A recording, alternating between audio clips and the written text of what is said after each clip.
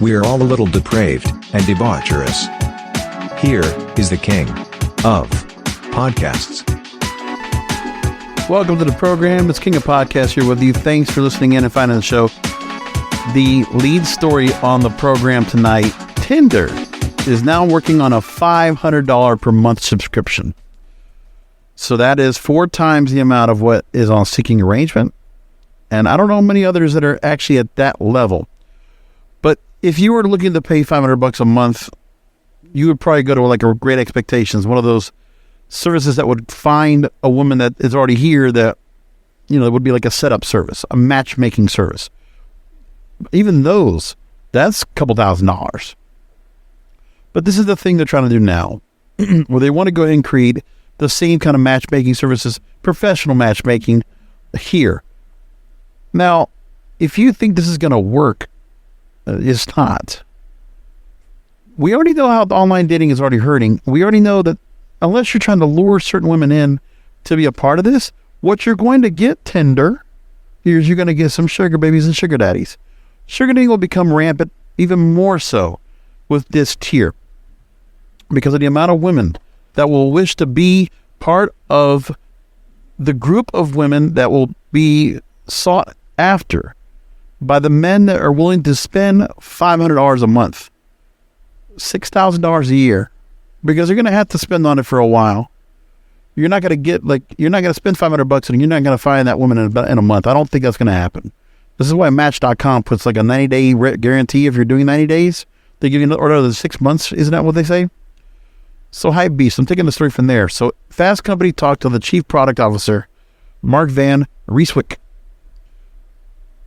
The subscription is called Tinder Vault. Now, the platinum subscription from Tinder is $30. Pretty cheap.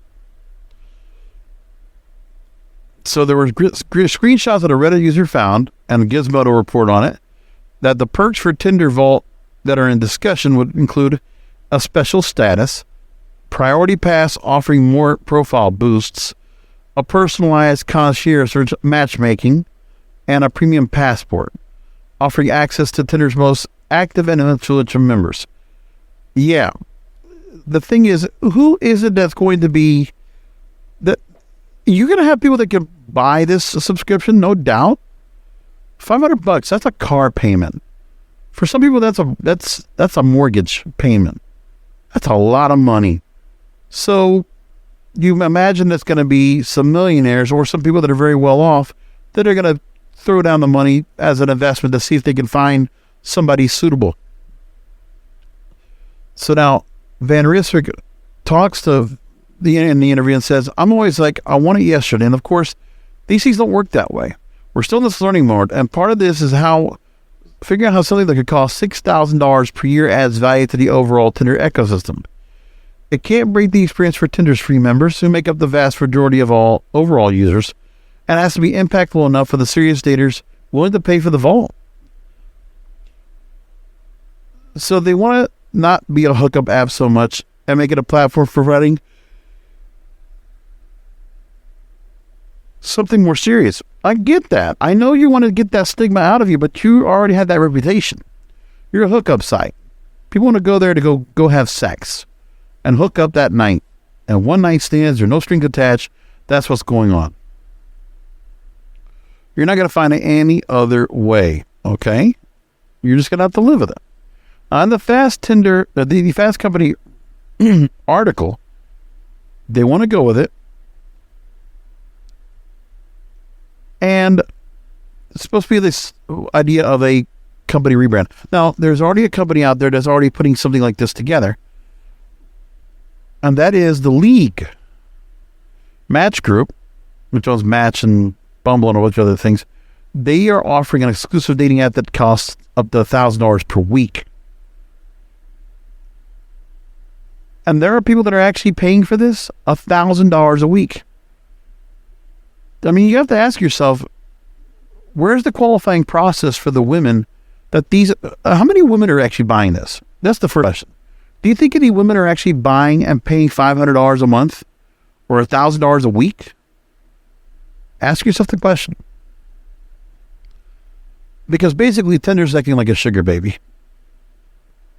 These guys have to have sugar daddy caliber money to spend on this site. And there's no guarantee of sex on top of that. Remember this. And I hate to say it like this, but $500 in a month, that's a 3-hour tryst with an escort. That is a couple of times at a massage parlor. I'm just telling you. And one of those seedy massage parlors that offer,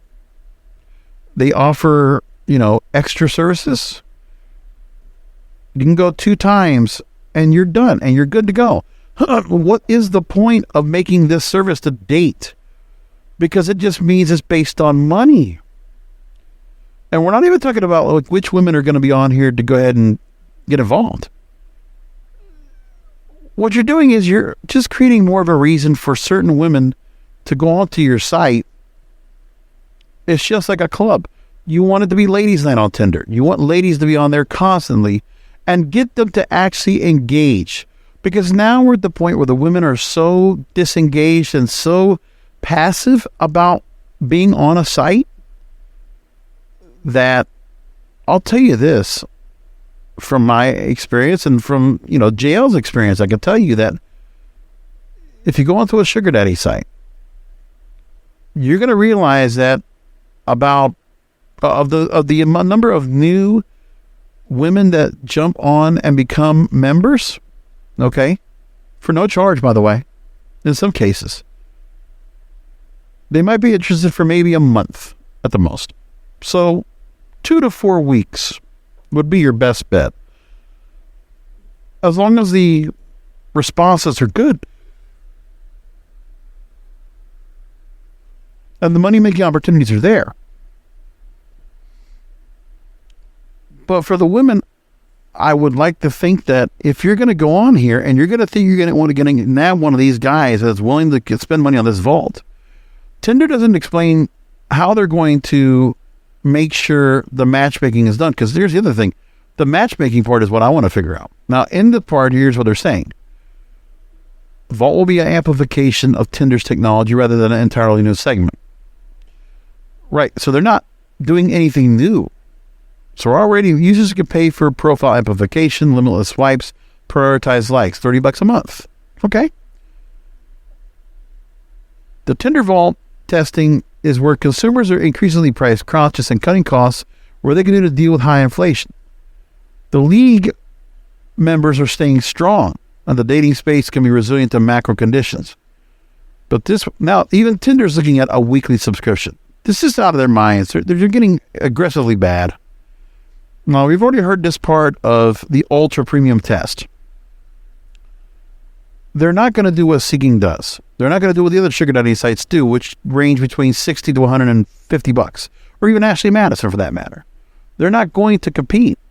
They're trying to enter into a new market. And what they're offering right now does not amount to $500 a month. See, at $125 a week, I mean, matchmaking to what level? Because you're gonna try to matchmake people, which you can set some guys up for failure. You're actually going to hurt their mental state by doing some of this, by matching them up online. Because how much interaction with this matchmaking are you going to have virtually? What do? Put out a questionnaire for the women? And which women are going to fill out that questionnaire to really be serious about this? It's a hookup app. So the kind of money you're putting in here, especially for hookup, there's pay to play in hookup, right?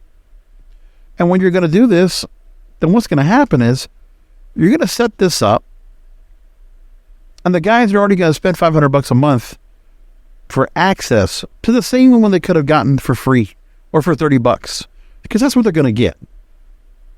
It's a bit of a sham.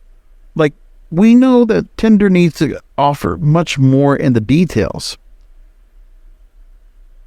There are professional matchmakers out there if people really want to go take that route.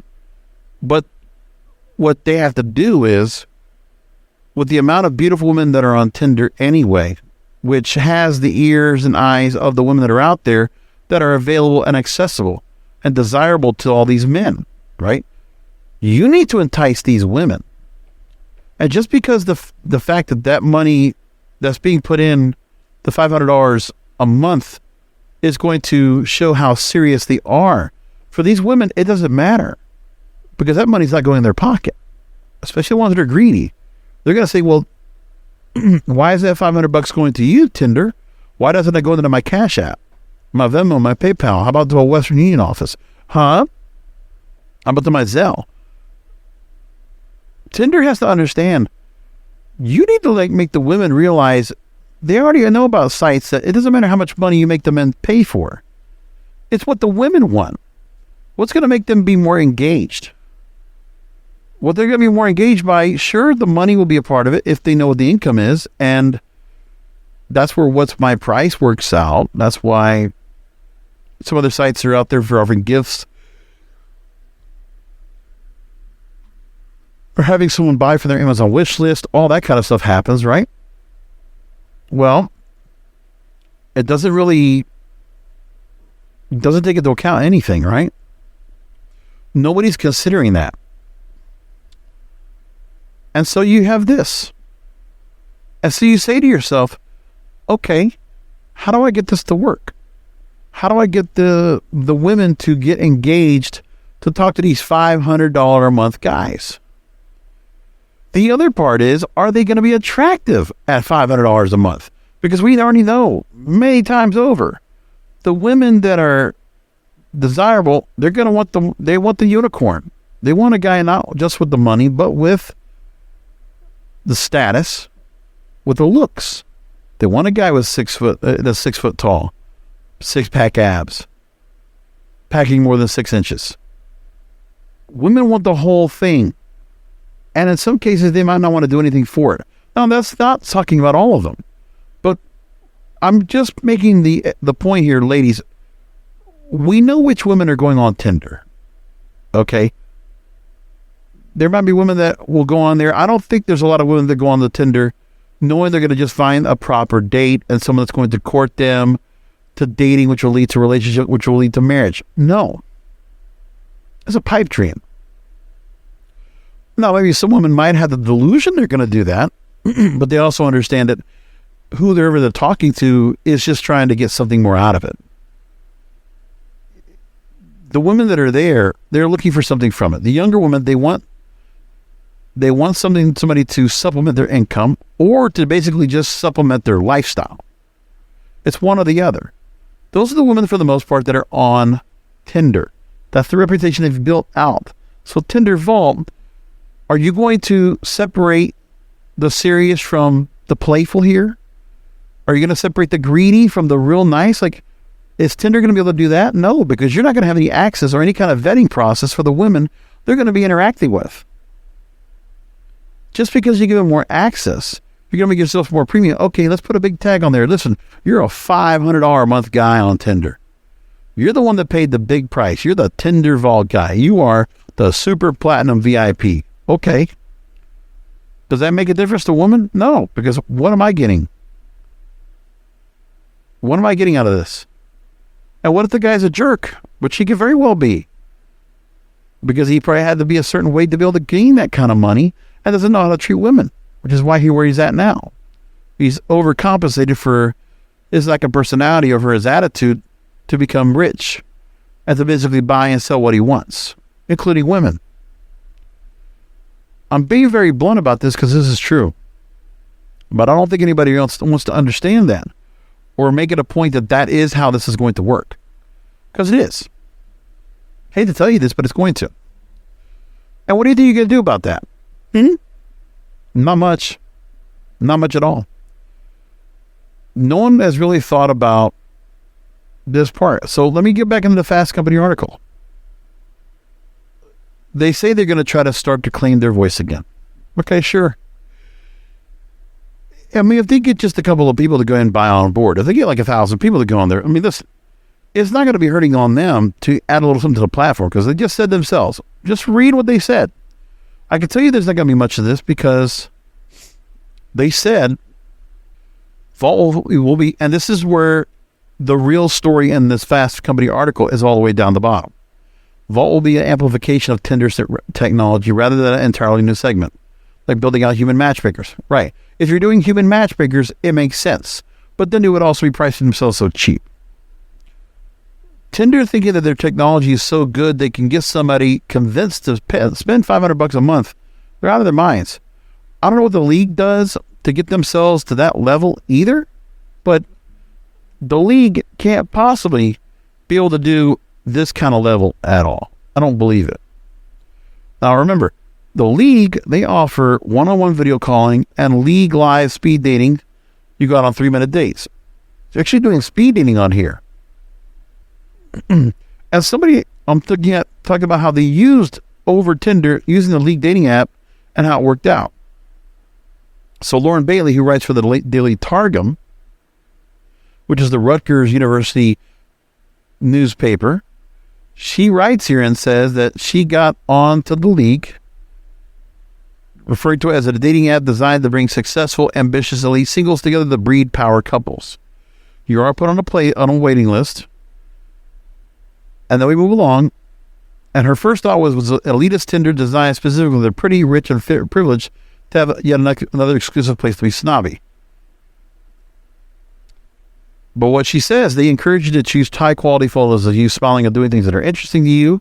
Right, the pictures. No party photos or selfies in bad lighting. Show off and send the message that you're cool and attractive. You also have the link app to your LinkedIn and social media, and that automatically inputs your education and career profile. So like you're supposed to show you, oh, see, I'm smart. I have a job. I have a career. I have education. Okay. But we remember for most men, it doesn't matter what your education or your career comes from. It's your background, how loving a person you are, how good a person you are on the inside. So she got drafted into the league. And then she says there's so many rules and weird features of the league, various levels to memberships. Everyone on the app can use it for free under the guest membership, but you have to pay to upgrade. And the paid memberships are incredibly expensive. Be a member, owner, or investor, which is $199, $399, or $999 for 1 month. Now, she was messaged by her personal concierge who welcomed her to the app, told her what to expect, gave her advice, laid out all the rules. Every day at happy hour at 5, she would be given 1 to 3 prospects that she could swipe through and hard to reject. This is like coffee meets bagel. Same thing. If I match with another profile, I will get another notification that I hit a home run and we can begin messaging. Right. It's just like coffee meets bagel. And that's what, $30 as well for the premium version. With a discovery feature that gives you a little bit of swiping left or right on a certain amount of people. The app tracks how often you log in, if you respond to people's messages, how picky you are. If you're nice to your concierge, you can flag your profile and report if you're flaky or rude through messages on the date.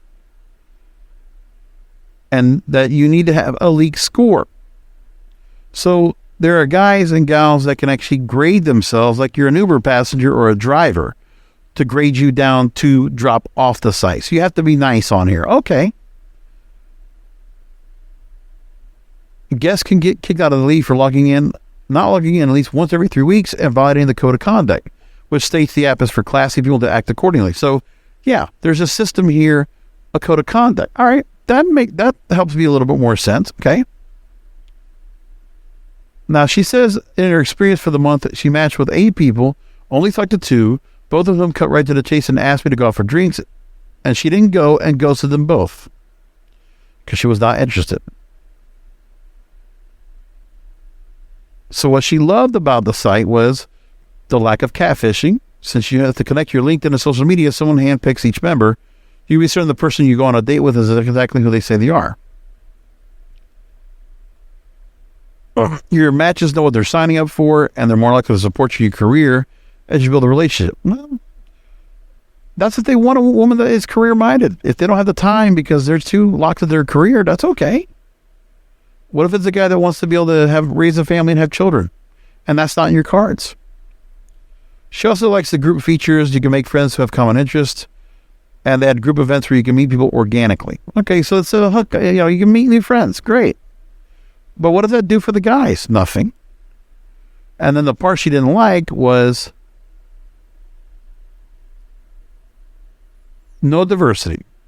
A lot of boring white men who were all the same. They're cool, I guess, but come on. So there's that part.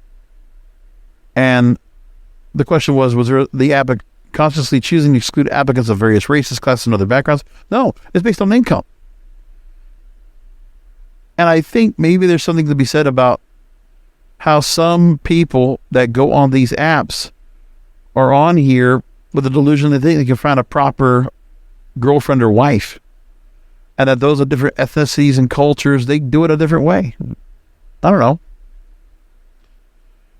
Complain about the paid memberships that give you a few extra features and a sense of financial validation. She talks about the screening process, the league score, and she says the league was interesting and you fit the profile of ambitious and educated, and your end game is to find someone to share that with. But she feels like there's obvious elitism and lack of diversity on the app, and it got boring after a few days. So there you go. I mean, that's a pretty good standard response we're going to get from women that are on the league, which offers the men that are required to spend $200, $500, or $1,000 a month, right? Or is it a week? Yeah, for 1 month. Okay. So I don't know what they said the week for, but I guess it was somebody who said that wrong. But either which way, $1,000 a month is a lot. So even there, this young lady realizes, oh, this really didn't do much for me at all. She got bored with it and did it for a month because she did it for the story, right? That's it. Not much else. Not much else. That's all we got about it. So that is the idea here. That's where we got everything going on with her, and done. You know, makes sense.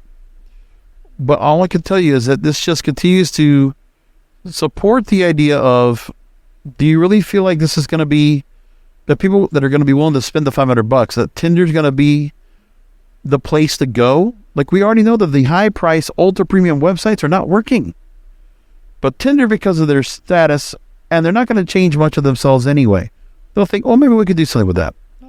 Okay. It's going to be a bust. But it'll be fun to talk about it once they launch it. And once they do, of course, Depraved and Debaucherous will talk about it. All right, a couple more stories and I'll wrap the show up tonight. Your Tango talks about what the most attractive women wear on first dates. And I was curious about this. I want to see what they're actually thinking is the actual... And I don't know who... This is a woman that wrote this, by the way. What you could do to make sure he doesn't take his eyes off of you.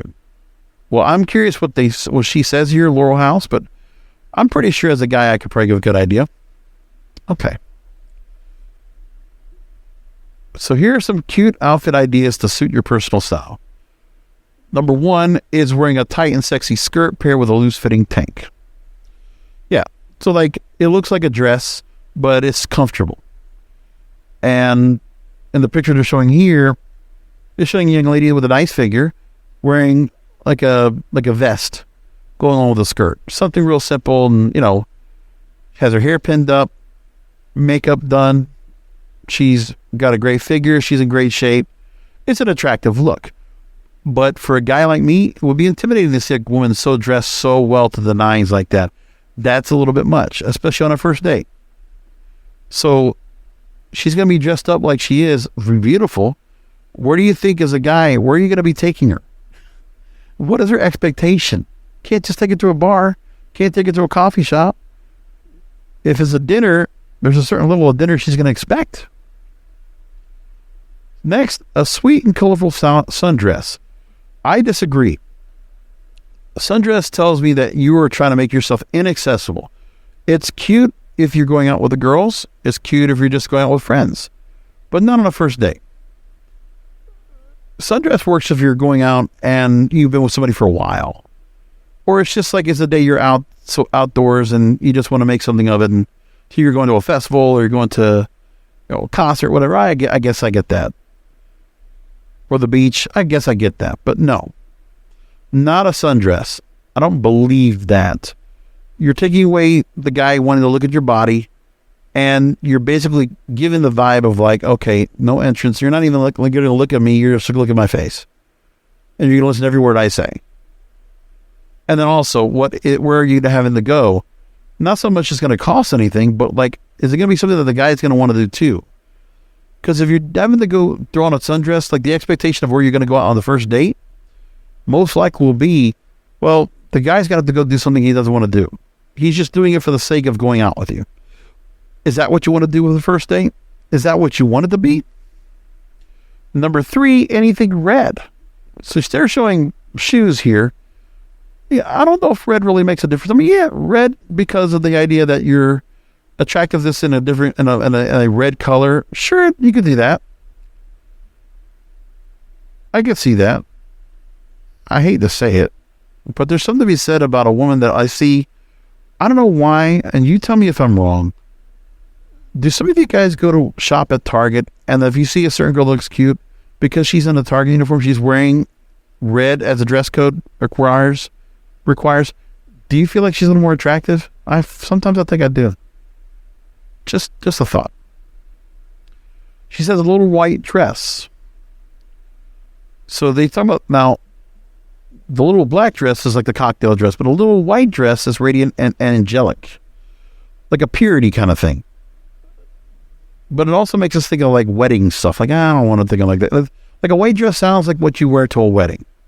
Like if a girl's going out and she's not part of the groom or the bride, the court, she's not one of the brides, and she'll see directly at the wedding.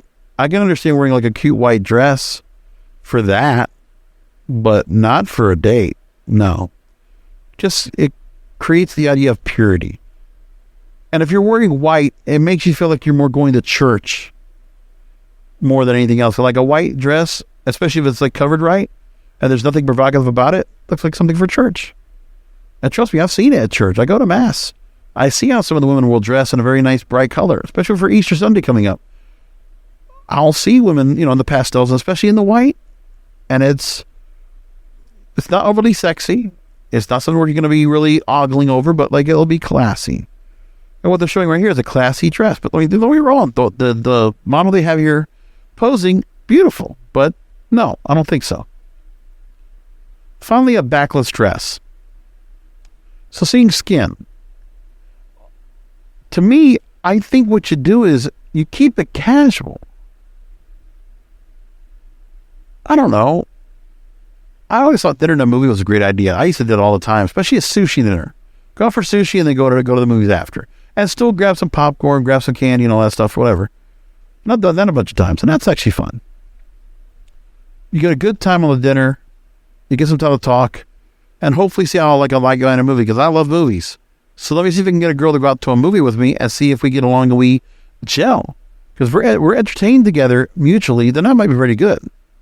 But, yeah, backless dress, I guess, but like, this girl's definitely about dresses. She doesn't want to see you wearing something casual. She thinks the first date you definitely have to absolutely wear a dress. I don't think so. I think if you want to wear jeans, you want to wear shorts, you want to be casual, I think casual is the better idea. The intimidation factor. Like, break it down so that you're not overly intimidated by him, and he's not overly intimidated by you. Keep it casual. I really think that. I don't know. It's just the thought that comes to mind. I'm going to leave it there. Oh, actually, was there one of those 3? Yes, I got one more other story. One more. That's right. The 13 phrases every day that you might use that might show you that you're emotionally intelligent. I'll take a little bit of time to go and talk about this. This was interesting. CNBC, of all places, put this out. If you're emotionally intelligent, there are 13 phrases you use every day that might make you show that you're more highly emotionally intelligent than most people. If you say, could you tell me more about that? If you say, I hear you. If you say, I understand what you're saying, but. If you say, how do you feel about that? How about, I'm not sure what's wrong. Could you explain the problem? What do you mean? Great job. Right? You have good points. You both have good points. Let's see how we can work together. I love your input on this. The situation makes me worried, and I feel this way about. And the 2 more, I'm sorry, and if you always say, thank you. Right? Emotional intelligence. So think about that when you go ahead and, talk to people. If you catch yourself saying all these phrases a lot, does it mean you're highly emotionally intelligent? I don't know. You can find out, though. We're at 30 minutes. That's the show for tonight. Thanks for listening in, finding it. DDRadio.live is where you'll find everything. I'm looking to go and change the website so it looks nicer, something a little more suitable. I did make some changes to the site, but I need to move it to someplace a little bit better. So I plan to do that. But anyway, that's the show. Thanks for listening in. And, maybe don't go after the $500 a month Tinder Vault when it comes out. You know what you do with that $500? You go do something depraved and debaucherous.